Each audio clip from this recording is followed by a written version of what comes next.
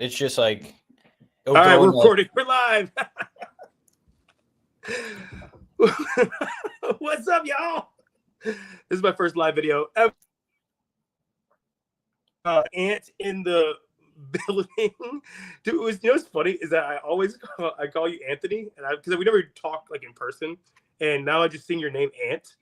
I feel like I was like this old man saying Anthony over and over again. But you do like to go Ant, I guess. Yeah, that's what like everyone calls me. I mean, it's just a shortening for Anthony, so I like it. Is that what it is? Is that what it is? Just joking. So, man, we got 0 eyes right now because I didn't promote this at all. Whoops. So hopefully you rewatch back to this whenever you start watching, whatever. So this is Anthony in the house. So this is Ant in the house. So I just want to say that how we know each other. We've been going back and forth about Panthers cap situation and so on and so on and so on for some time now. But since you've never been on this show, I'm going to give you the spotlight right now to say who you are, how'd you got involved with the Panthers, yada yada yada. Yeah, man. So I'm Anthony. I live in Charlotte. Panthers fan since 2008, I think. When I was 6, first game, my dad got PSLs, just fell in love with the Panthers ever since. We sold him when Matt Rhule was the coach. My dad just hated Matt Rhule, and I hated Matt Rhule, and kind of agreed like it was time to move on from that part of our lives. But I still love the Panthers. I'm on Twitter every day arguing about the Panthers, just like any normal person on Panthers Twitter. Yeah, I mean, there's not much else. Just trying to spread knowledge to the Panthers fans about a couple subjects that people seem oblivious to, and I was oblivious to it too. So I'm not putting any blame out there for anyone who thinks a certain way. But yeah, that's why I'm here today. Take man. Yeah. So the biggest thing, so we've basically gone back and forth, and we've talked it like this doesn't make sense. This doesn't make sense. This doesn't make sense because it's just there's no direction. Like there's no plan. It's how it felt for so long. But each individual thing, when it happened, it seemed so planned, right? Like so you've been on board with T. Higgins, or a big time receiver coming here, and I poured water on that for a while. I'm coming around to yes, it's going to be a big time wide receiver. I've heard that they're going after a big time wide receiver. Tell me why you've been so focused. Like you read the tea leaves going through on big time wide receiver for so long. Tell me why you were so confident in that, even when I wasn't. Yeah, so I mean, basically, I just go back to 2023. At the deadline, we called about T. Higgins and Devontae Adams.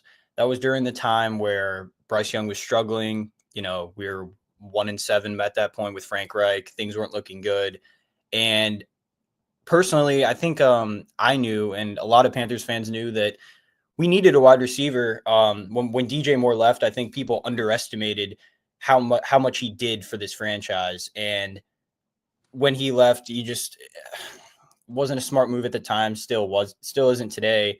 I read the tea leaves. So, we called about T. Higgins then. The Bengals didn't, he wasn't on the table, obviously, because the Bengals are the Bengals and they're trying to compete with Joe Burrow, and they know that they wanted to stretch this process out as long as possible to keep Burrow and Higgins and Jamar together. Then, I heard rumblings 2024 during March where there were reports from people I trust that we were in talks for T. Higgins, and ultimately we didn't meet the asking price. And I think the Bengals were asking for a lot because they didn't really want to move off him. And he got franchise tagged. And now here we are again, and I'm hearing the same things. So I'm just reading the tea leaves. I've heard this 3 different times. Where there's smoke, there's fire. And typically when you have a guy in your front office who may not be making the decisions, but is necessarily there for the decisions, you typically think, all right, he's got this in the back of his head. and this is probably going to pop up again. And here we are. We're 2.5 weeks out. There's no guarantee we'll get T. Higgins. We could offer the landside and the Bengals be like, no, like, we're not trading you him, this or that. But they're going to try for someone. If it's not T. Higgins, it could be DK Metcalf. I think the big thing here is that they're going to go after a big wide receiver one. And whatever narrative you're hearing about, oh, we're going to get an Elijah Moore type guy, or we're just going to get someone that can stretch the field. I think that can all be debunked simply because I think this team is actually following the year 3 plan. And we'll get into that. But ultimately, I think this team's going to make a big move at wide receiver. And there's rumblings last. They tried for Marquise Brown also during the 2023 deadline. So they made a lot of attempts at this. And I think ultimately what people are not focused on is how much a like a good wide receiver one means for Canales' system.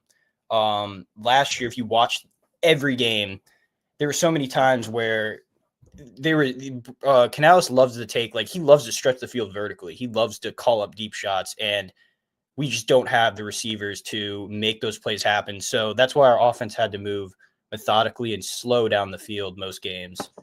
And you just think, like, if you're a coach and you're a GM and you see where Dan Morgan's been with, the Stephon Diggs thing, and he's been in the front office for all the great wide receivers the Seahawks have had over the years, you got to connect the dots here a little bit.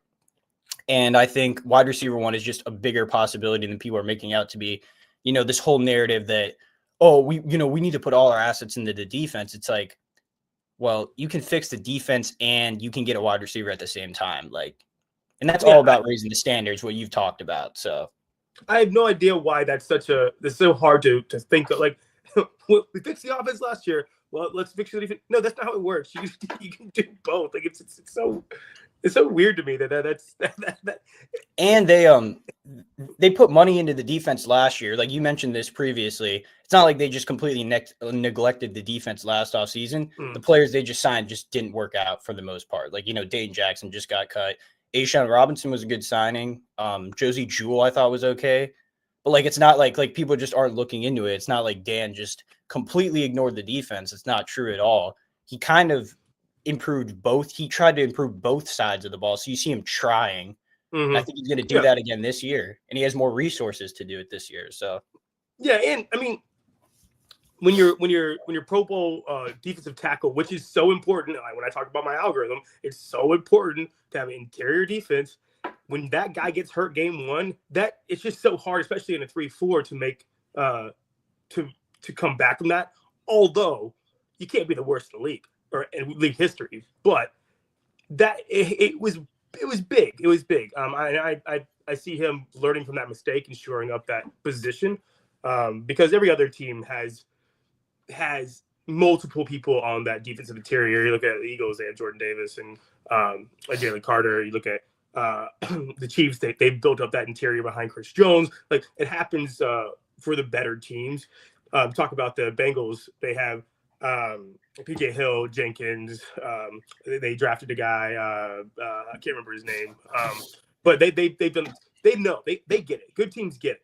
DJ Reader was what. DJ Reader, yeah. Oh yeah, DJ Reader. That was previously, but they let him walk last year, I believe, right? Yeah, and then they signed Rankins and they just cut him. So yeah, exactly. Mistake. That's what I was thinking about, Rankins.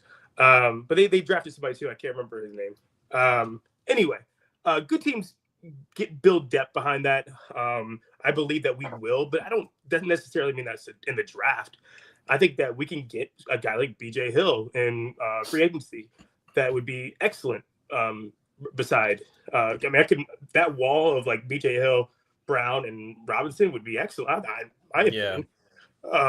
Anyway, so let's go into, and we can go more into T. Maybe I'll do a specific T. Higgins episode. I don't want to get stuck with T. Higgins because it just couldn't happen, and we just waste all our time. This whole part, which this isn't the point of this show. The point of this show is to show that Panthers weren't incompetent. I realized about 3 days ago that I was completely wrong. The Panthers, this was planned. This was all planned. So let's talk about how our cap situation is, right? Because a lot of people are really, really not understanding what we've been doing. And a lot of it is because Hurney screwed us up. Hurney kind of made Fitterer screw us up even more. And then basically we've just taken it on the chin for 2 years. So, for example, big things like getting 2 guys on a 5th-year contract that's basically fully guaranteed.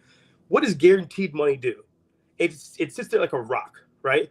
And so it's the only thing that can't be maneuvered. So everything has to be maneuvered around it. So if you get injuries, you got to restructure everything else because you don't have that space because you can't cut that space. You're giving it. It's like a franchise tag. So everything goes around those things. So when you give guaranteed money to a bunch of players that you drafted, so DJ Moore, Christian McCaffrey, Dante Jackson, Shaq Thompson, like you give all those guarantees, and what do we do with Brian Burns? We let him come on his 5th-year option. That sat there like a rock. We didn't extend him. So we made all these really, really bad cap moves that we've just taken on the chin for the last 2 years. I'll let you kind of go into that more because you said it really articulately last night. And if you kind of need help for me to jump in on anything, let me know. But I love the way you said it last night on C3.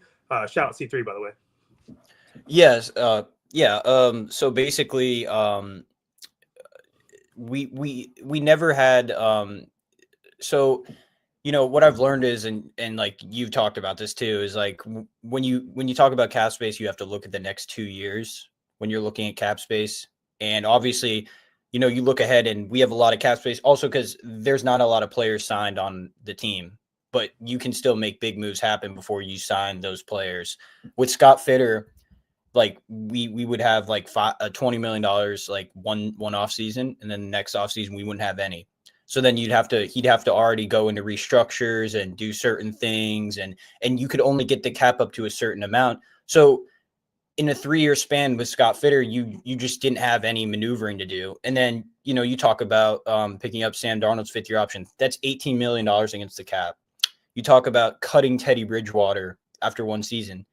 I think he had like, 40 million, so a lot of guaranteed money. You still have to pay him, and then guaranteed money. And then you get Baker Mayfield. I think they got him.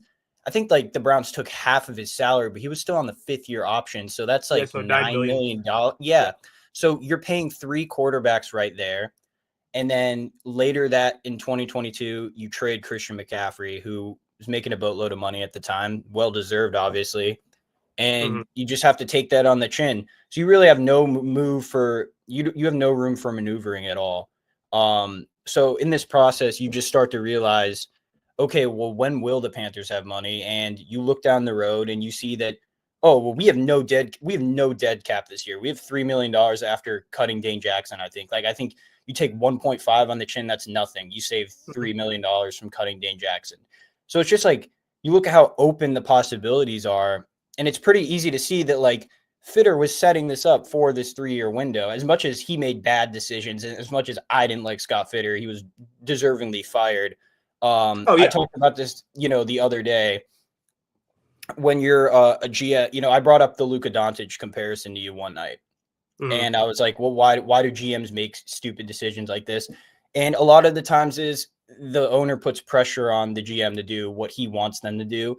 And maybe Tepper was putting pressure on Scott Fitter to do this. Like, hey, I want you to go in, like, try getting the quarterback first. And I think that's been solidified is that Tepper wanted to get the quarterback. And I think he sacrificed too much at certain points to get that quarterback. And it just put us in a hole because you're paying 3 quarterbacks. So ultimately now you have a quarterback on a rookie deal, third year deal, third year of the quarterback, and you have a boatload of cap space. And there's just endless possibilities when you look at our cap space now. And I think fans don't understand this because like I've just mentioned, like with Scott Fitter, we never have money. So why would you expect anything different? You're not going to go into research about any of this. You're not just going to question things. You're going to be like, oh, we're the same old Panthers. We have no money. And ultimately, I think that's kind of where I started to learn, like, there isn't a light at the end of the tunnel for all this. So I think where we are right now, people are going to be very surprised about the moves that happen in 2.5 weeks. Yeah, I completely agree. So here's what we have concluded. Here's where you have kind of taken me there based on working backwards, because I lost all faith. I just saw we're freaking incompetent.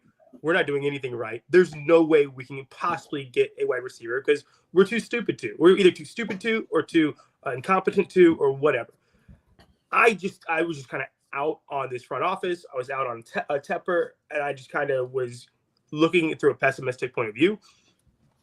But because you made so much sense, because the logic that you had, if I accept that we do actually get wide receiver and I work backwards, everything makes so much sense. So we talk about all this dead money that we've had, right? So you're talking about Shaq, Moton, Dante Jackson. That was a huge one that people aren't talking about. That was a lot of guaranteed money. That's a big contract for a mediocre cornerback. Then you talk about what we gave Justin Houston, what we backloaded DJ Chark with, what we Hayden Hurst too, I think. Yeah, Hayden Hurst. We backloaded. You're absolutely correct. What we did DJ Moore, Chris McCaffrey. So when did this all start? So I think that Dave Tepper came in and he just learned a big lesson, because he did exactly what you're saying. He's like, we got to get the quarterback. And he wasn't paying attention to the cap. So I think he did put pressure on Federer, and I think they did get into cap hell basically because of that, because they kept on signing these guys because they wanted to go all in immediately and turn this franchise around immediately, because Tepper wanted to. I think it was kind of like a narcissistic thing. Like, he's like, I want to make my stamp, right? I'm going to show that I'm going to spend, that kind of thing, right? So when he finally threw the white flag was when Matt Rhule got fired in 2022. We look just from then, just in 2022 when he did that. The next things that happened after that, we trade Robbie Anderson, we trade CMC, we trade DJ Moore in the offseason. We're getting off all these stars that have big cap hits. Shows that not incompetent, but we are starting something.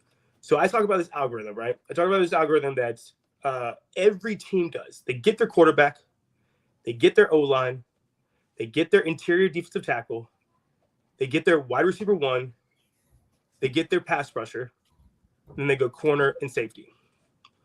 So let's just start at 2023, because all these guys that we've had, we were trying to get rid of Shaq last year, but Shaq was like, he took a huge pay cut, hometown deal to he just basically got rid of his deal, gave him on a minimum, basically, just because he wanted to stay.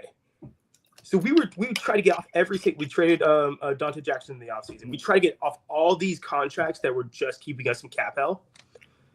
And we started with a clean slate, and we just ate $70 million in 2023 and $60 million in 2024, or 70 and 80, or something along those, 155 total to clear up. It was a lot. It was a lot. Like it was to the point where you had no leeway at all. Right. So what did we do in the beginning of 2023? We got a quarterback. We can't do anything with him because we can't pay anybody anything. So we have to do this really slowly because we're getting off cap as we're adding, right? So sorry, bro, you're on, but you can't play with anybody because we're not paying anybody because we're setting everything up for 2025. So sorry, Bryce, you're just gonna look like you're just gonna have to suck for like you're just gonna suffer for a year or two. Right? So what did they do? We're going to the algorithm, right? QB, they got their O-line next the following year. Bro, we can't really do anything else because we're still eating cap, right? So, but we got two parts of the algorithm. We got our quarterback, we got our O-line. We did extend Brown, which is our interior defensive tackle. So if you consider that the interior investment that you're going to make a defensive tackle, I think they're going to bring in somebody else this year. But I don't think that's no longer the priority. But the next part of the algorithm is wide receiver one, where you come into play. So I'm gonna let you, because I'm just talking like nonsense. I'm gonna let you comment on that. tell us how you think we're going to go wide receiver.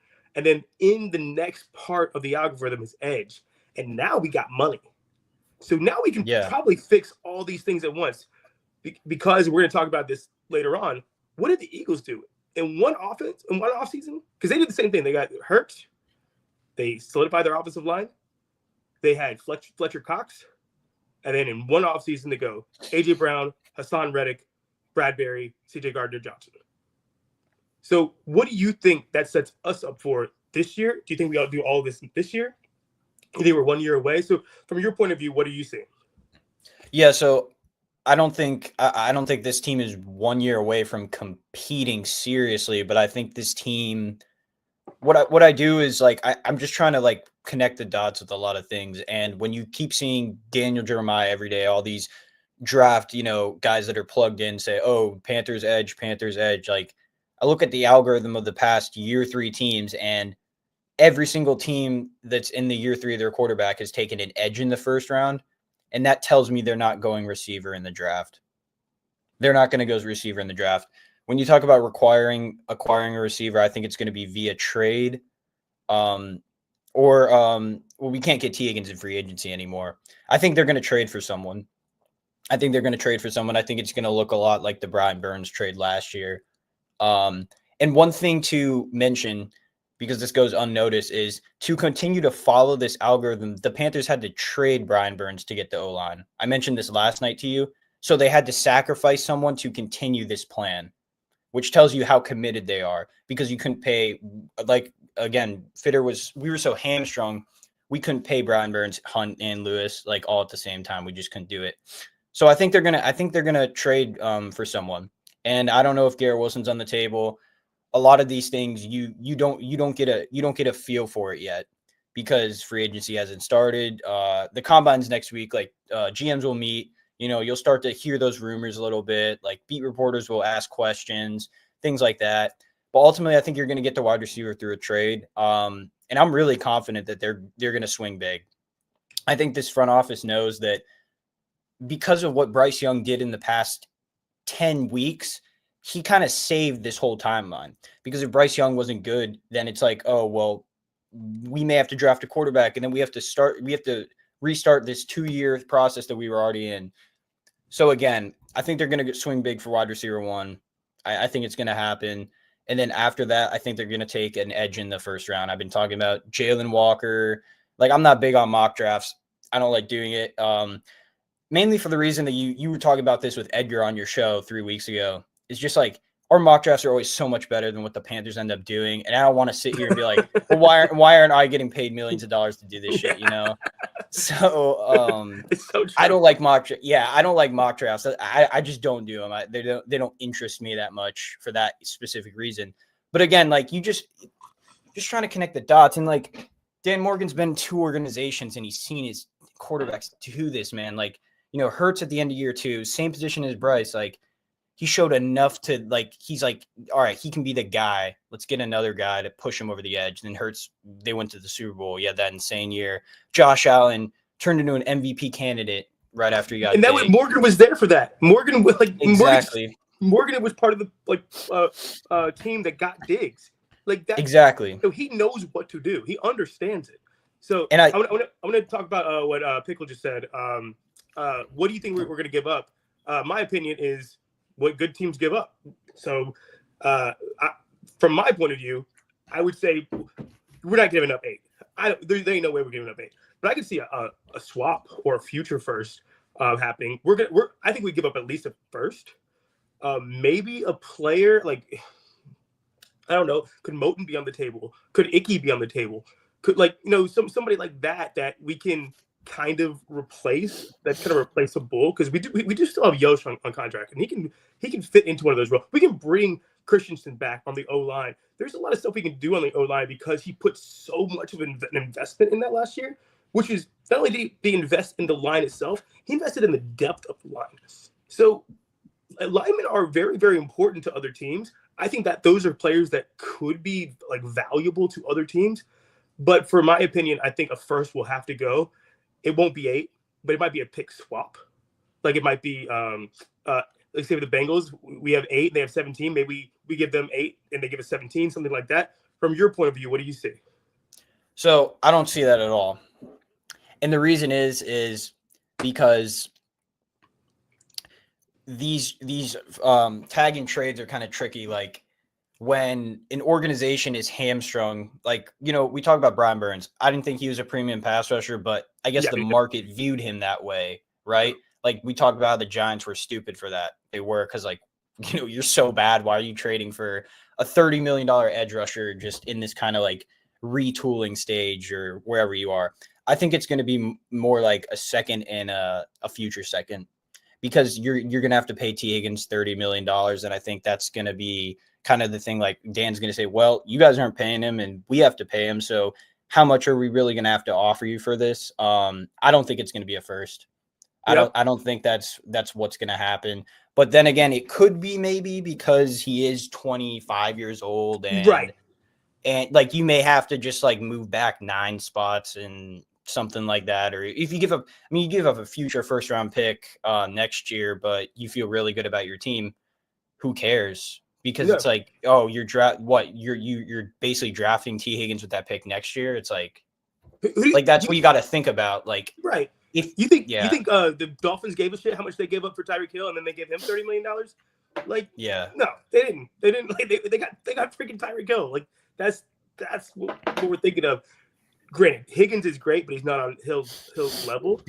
But we got to start thinking about what premium positions are, what the supply and demand is. Like, look at these guys that just like picked up like random pass rushers that were fantastic. Like, the guys are pass rushers outside of Bosa, TJ Watt, Myles Garrett. Like, they ain't worth it.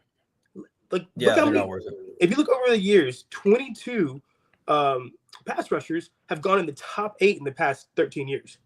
20, like that's 2 in the top 8. The market's telling us you can get a pass rusher early, and they're gonna give you the same production on a rookie deal. So it's like kind of like rinse and repeat kind of thing. And Eagles just showed us you can get Sweat and Milton Williams in the 3rd and 4th round. So you kind of see a shift going on within the market. So and I've done a bunch of videos on this. We're seeing that wide receivers are going way earlier than they used to. We're seeing that offensive line going way earlier than they used to. Quarterbacks, doesn't matter. Always been the same. Yeah. Doesn't matter. Because quarterbacks are so hard to hit on. That's the premium of almost everything else you can get later. You can hit on later. Even wide receivers, but very unlikely. Go ahead. So now thinking about that, like maybe you would have to pay a little more for T. Higgins. I don't know. I'm just kind of like now thinking about it. Maybe Brian Burns wasn't viewed as a premium position anymore based on what you just said. So that's why. I still like the compensation they got for him, like a 2nd and a 5th. Ain't nobody else in the league getting a 2nd and a 5th for a pass rusher. Like, that's just not where the league is anymore. And I know people were mad that they didn't get it when there was 2 firsts on the table. But that's completely different because he had 2 years left on his deal. Correct. So it's completely different. That's also why, like, I'm thinking too. It's like, well, you're not getting T. Higgins for 1 year and then you have to pay him. You have to pay him right now. So that's why, like, I don't know. I feel like 2 seconds would be somewhere around that was the original asking price, right? Though 2 seconds. Yeah, that was the original asking price, and that's what I mean. Like, I feel like the Bengals have less leverage here. I've just heard he's not playing on the tag. There's 0% chance. Yeah, and I just know this from the Juan Soto. Like, I'll just bring that up real quick. Everyone in the locker room, like when Aaron Judge speaks and all these, these guys, the owner, Hal Steinbrenner, like, oh, we want this guy back. We want we all welcome him back. Kind of like what Burrow's saying. It's like a bunch of PR messaging to say like, hey, we're going to try, but that doesn't necessarily mean that he's going to be on our team next year because you're in the prime of your career. You're trying to get this one big contract. Right. So like, if I just don't think it's going to be as much as people are making out to be. Now, Garrett Wilson's another guy, completely different story. You'd have to give him a lot more because you'd have to. he's got a year left, and then the fifth year. And he's proven 1,000. I mean, he's durable. 1,000 yards every year. He's durable. 1,000 yards every year. Look at me. I don't know. A string guard's weird. Yeah, he's durable. He plays all the games, and he is 1,000 yards every year, and he's eye test excellent. So and he loves. I mean, he's just not. From what I'm hearing, he's just not on the table. Like I just don't see it. But that could always change. But yeah, I mean, you remember the Panthers talking about how much they wanted Brian Burns last year? Yes, of course. You gotta say it. You can't just say, "No, we're probably gonna trade him." Because then the value goes down. Correct. Then people are going to be like, "Oh, we know you're trading him, so like the best offer we're going to give you is just 1 second-round pick or a third or like So it's like you can't back yourself into the corner. That's why PR messaging is so important. Yeah, because you gotta look beyond it though. You gotta look beyond it because, dude, you've been trying to get a long-term contract done with T. Higgins since a year and a half ago, and you haven't done it. Doesn't seem like much of a priority for you. So when people talk, listen, man, like. And it's also like Jamar Chase is having the same struggles now, and you think like they're gonna let Jamar Chase walk? It's like no. So like they're gonna have to make hard decisions here. But yeah, overall, I just think people need to start like the NFL. It's a business, and people talk like business people, and you got to understand like where these front office people are coming from. Not everything's just like, we're gonna get this done because the fans want to get this done. No, that's just not how it works, especially with the Bengals organization. Like my dad's a Vikings fan.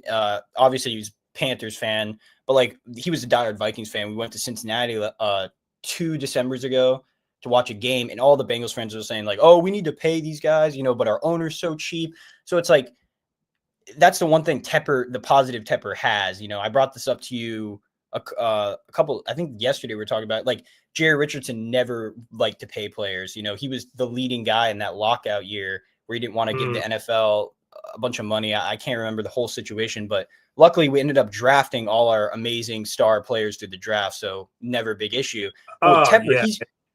With Tepper, he's shown you like, hey, I'm in these Kirk Cousins rumors. I'm in these Matthew Stafford rumors. I'm in these Deshaun Watson rumors. Like, I'll pay the landslide. I'll pay their king's ransom.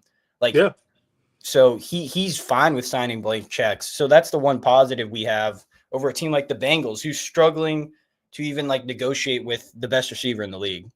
Yeah. So just a little went off the rails. You make a good point about Tepper because I don't think I kind of like touched on it enough. We have created, and I'm a part of it. We created this narrative that Tepper's incompetent, he's a bad owner, he sucks.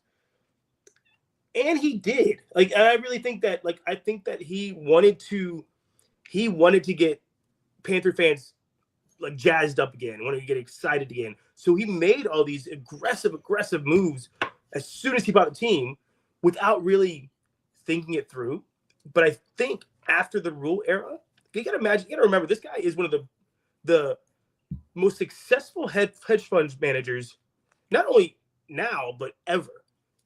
They're one of Apollosa, I think is the name of the company. Hedge fund managers are the most patient people in the entire world. And I gave this kind of analogy for you, but basically in the same 2-year span as we're looking at, he bought Meta at around $211, right? Meta went down to $90. It's at $683 now. Like, it's just because you have some down points, you still, as a hedge fund manager, have what you see as your overall vision to where it can go. And that's what I believe is happening with the Panthers. Yeah, we bought after the Rhule era at 210, 211, whatever it was. And yeah, it got down to $90 and like when we're a 2-win team. Yeah. But he sees the writing on the wall for to be worth $783. He's not dumb. And he's not as I mean, all of them are narcissists, but he's not as impatient as people are even me we're believing. And I see that more now when you look deep into the cap and you see the amount. How much patience does it take, man? Because you do always have the ability to kick the can down the road. You always have it. But think about when all these guys got hurt last year, and you just sat on your hands and you didn't bring anybody else in. You didn't do any trades. Yeah. Like you just you basically said our plan is for 2025. We're not. We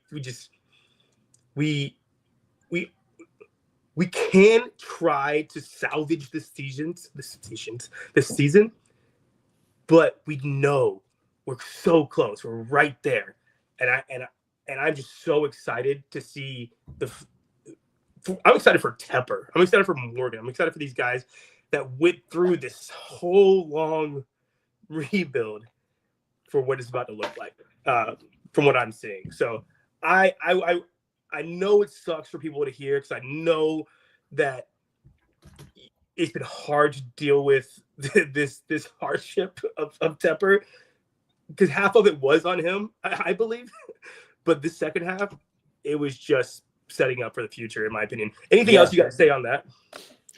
No, I totally agree. Like, again, to all these people like on Twitter and stuff, I was one of you guys. Like, I never paid attention to this cap stuff. I honestly thought with Scott Fitter, we were just spinning our wheels every single year. So I never looked at it that way at all. But yeah, overall, yeah, like, Mark understands it. And obviously, again, you have to pay players. Like Bryce Young's going to eat, if he has a great season, he's going to eat a chunk of that cap. But again, like there's a direction here. Like you have this 3-year window where you can go out and really try to make this roster good. And like you said, I kind of thought about that too. Like at the deadline, I actually thought we were going to maybe ship off more players than Jonathan Mingo, thinking, all right, let's clear some more cap space, or let's try to get someone now. And that didn't work out. And that's what Scott Fitter tried doing in 2023 when he called about Davante Adams and T. Higgins, and it didn't work out, because that's kind of the timeline he was on, because he knew he only had like this year left of his job. But you see the patience growing. So I think that's something we should be excited about, is that like they're finally understanding that there's a vision at the end of the tunnel. And it feels good. It feels good. Like it's going to be an exciting 2.5 weeks. Yeah. I mean, when you already have somebody like Robert Hunt, they know, like they didn't come here blindly. Like there's a clear, nobody's just going to come to a bad team. They're just for the money. Money does talk. They're not just going to come to a bad team. They have to be sold off the team, because we probably gave Hunt more money than anybody else, but we didn't give him much more than anybody else. Like he was going to get 18, 19. I mean, he was going to be in that range. So we had to sell the guys that we were selling to. And these guys had to be locked in for, because I mean, honestly, these other free agents had other places to go, especially the top tier ones. Like Josie Jewell was a player that was wanted. Ashawn Robinson was a player that was wanted. Hunt and Lewis were players that were wanted. We had to talk these guys into doing this. And Hunt in March is already showing like some like swag about like, yo, who's coming? Like that kind of stuff. And it's like, when you have, this is the other thing too. I was so worried about fixing our offensive line last year, because good offensive linemen do not hit free agency. Like, and we talked about the scarcity of like the supply and demand with this position. It's just like, they don't hit free agency. Like that's one of the things you see. You have to draft these guys. So like, it definitely shows a lot. And like, when you see Robert Hunt, like getting the fans excited, and certain beat writers posting cryptic tweets, like, I think some people know what's going on, that what we're talking about. I think a lot of people are going to be surprised, but ultimately, like, if you listen to this video, you'll understand why you should be surprised earlier than, oh, March 11th, we signed this player. How? We have no money, blah, blah, blah. So, yeah, exactly. So let's talk about an example of this being done before, right? Because, man, I remember when Jalen Hurts got drafted. I remember that team. I remember they ended up overperforming that year. I don't know if you remember that year, but Jalen Hurts looked like a fish. Like he was not looking good, and they were already like saying fire the GM, like the amount of like amount of fire Howie Roseman stuff that you can go back and look at is wild. But they did almost the exact same thing, because what happened? They had that Super Bowl run. They had all that Carson Wentz money that they had in dead cap. You think about all those people on that team. They were paying Fletcher Cox. I don't know about Brandon Graham yet, but they had Alshon Jeffrey, Jordan Matthews, Miles. I mean, I can't remember everybody from that team, and I wish I had it all in front of me. But what did they do? Year one, they drafted. I think Dickerson was that draft, or maybe the following draft. But they were drafting quarterback and O-line around the same time, and they were eating all that dead money. And what happens? Year three, they get Bradbury, C.J. Gardner-Johnson, Reddick, and A.J. Brown, and then they went to the Super Bowl. Like the playbook's there. So if we look at, hey, when did we start shedding cap? Like, when did we start doing that? So yes, the same exact time that the Eagles did. When did we draft a quarterback? The same freaking double. Yeah, I don't know why. The same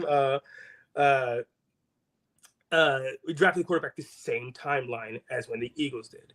We drafted O-line and signed O-linemen the same time the Eagles did. Now, year three, what are we trying to do? I 100% know that we're looking to get a wide receiver one in free agency, or in the trade market.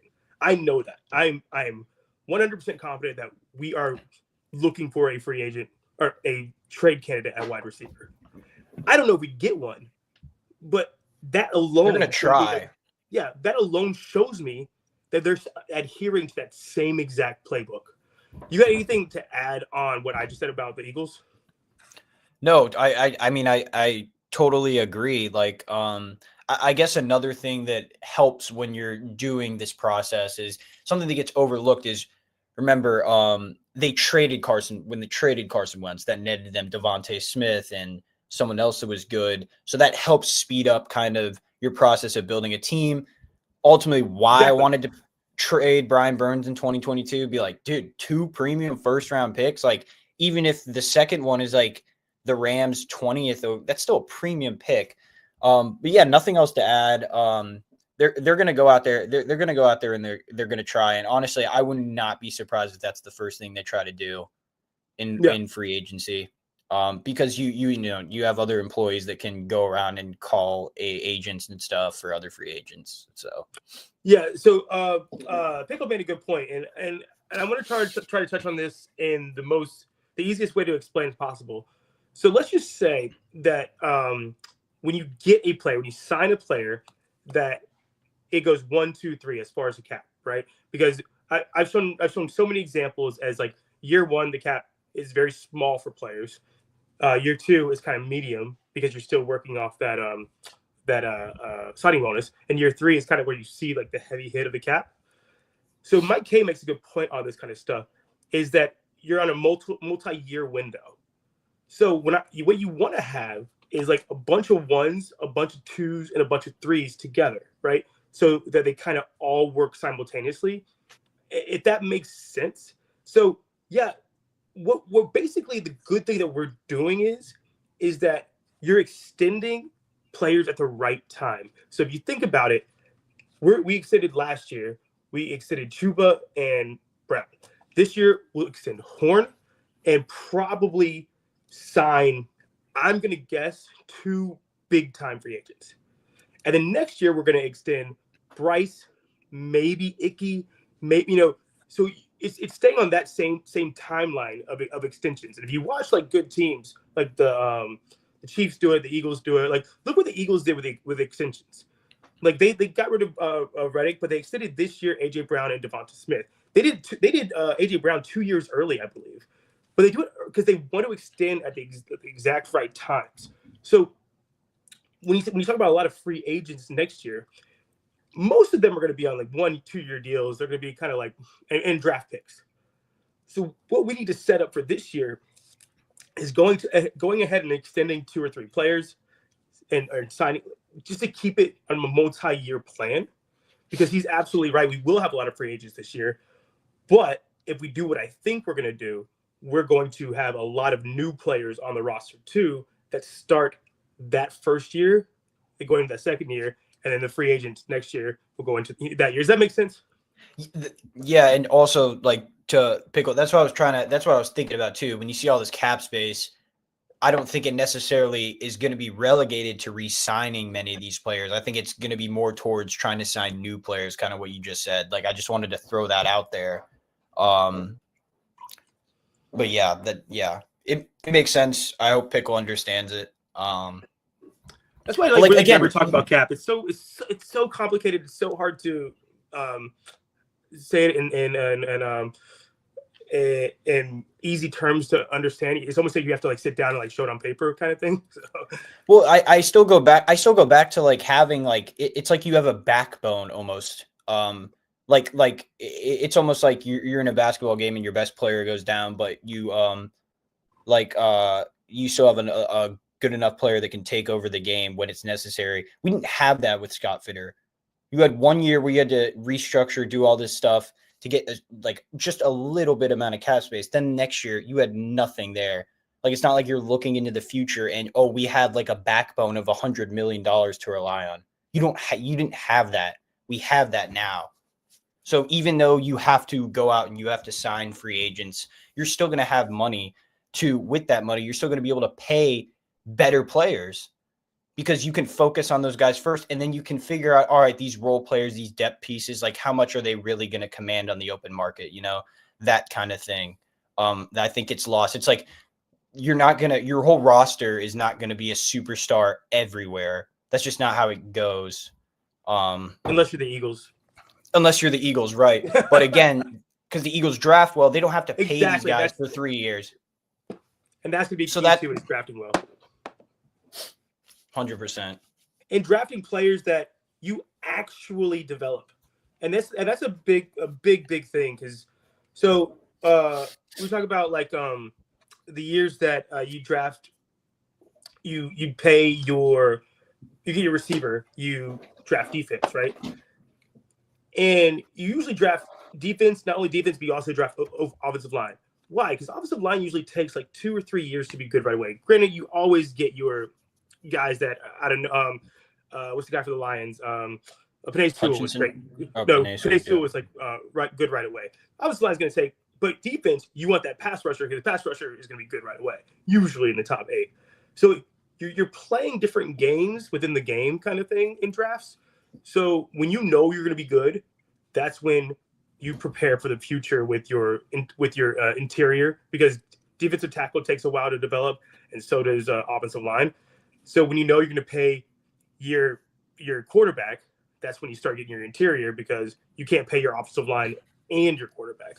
So it's playing that game within the game with that sort of stuff. So drafting will be very important, but drafting with the correct mindset and looking towards the future is also very important, in my opinion. 100%. Yeah. Anything else you want to go over here? I mean, we're pretty pushing an hour, and I know you got to get going. But I think we hit on everything. If anybody has anything, questions that we didn't hit on, you can always put it in the comments. We'll touch on it next time, or I'll just respond to you.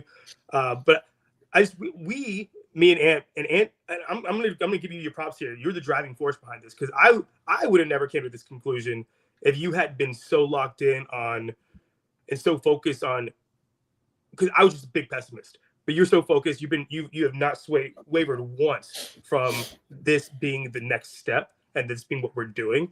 So I gotta give you your kudos. And I don't think I've done that yet on here.